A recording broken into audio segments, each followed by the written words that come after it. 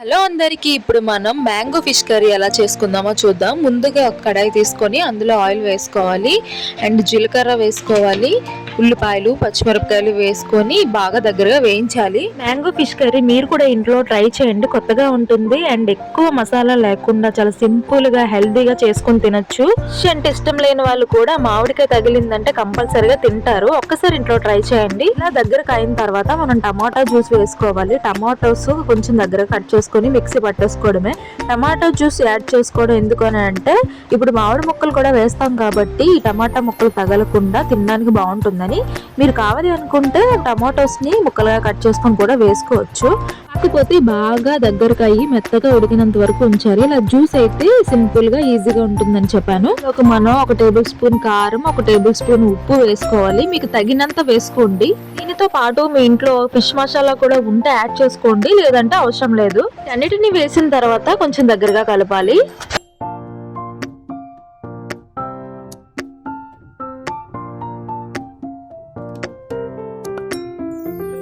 అన్ని కలిపి మగ్గినంత వరకు కాసేపు మూత పెట్టి వదిలేయాలి.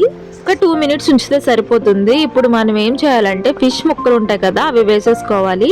ఇంకొంతమంది ఏం చేస్తారంటే అన్ని కలిపి పెట్టేస్తుంటారు, అదొక రకమైన టేస్ట్ వస్తుంది. ఇలా వండుకుంటే ఇంకొక రకమైన టేస్ట్ వస్తుంది. ఈ ముక్కలన్నీ వేసేసుకున్న తర్వాత ఒక్కసారి కలపాలి, ఎందుకంటే ముక్కలు విరిగిపోతాయి కాబట్టి ఇలా పచ్చిగున్నప్పుడే కలిపేయాలి మొత్తం, ఆ రసం అంతా వీటికి పట్టేటట్లు.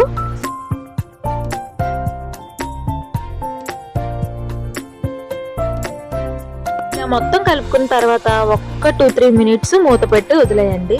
ఈలోపు మీరు చింతపండు నానబెట్టేసుకోండి. చింతపండుని బాగా పిసికిన తర్వాత వచ్చిన రసాన్ని సెపరేట్ చేసేసి ఆ రసాన్ని ఇందులో వేసుకోవాలి.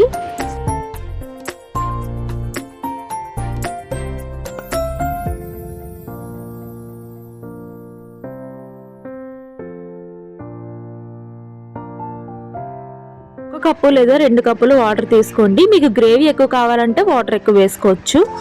అప్పుడే రిలాక్స్ అవ్వకండి, అస్సలైన టేస్ట్ ఇక్కడే యాడ్ అవబోతుంది. మామిడికాయని మీరు చిన్న చిన్న ముక్కలుగా లేదా పెద్ద పెద్ద ముక్కలుగా కట్ చేసుకొని చింతపండు వేసిన తర్వాత నీళ్ళు వేసిన తర్వాత వెంటనే ఈ ముక్కలు కూడా వేసేయాలి. అప్పుడే చేపలకు పట్టినంతలాగా మామిడికాయ ముక్కలకు కూడా ఈ రసం అంతా పడుతుంది. అసలు మామిడికాయ ముక్కలనే అనరు, తిన్న తర్వాత బంగాళదుంప ముక్కల్లా ఉంటాయి.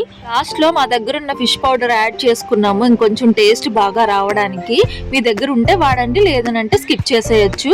కాసేపు మూత పెట్టి వదిలేయాలి. ఒక 5 to 10 మినిట్స్ వరకు ఇలాగా మంచిగా ఉడకనిస్తే ఆ రసం అంతా దానికి పెట్టిన తర్వాత లాస్ట్ లో కొత్తిమీర వేసుకొని దించుకొని అన్నంలో వేసుకొని ఈ ఒక్కొక్క పీస్ ఒక్కొక్క మామిడికాయ తింటే ఉంటుంది సూపర్.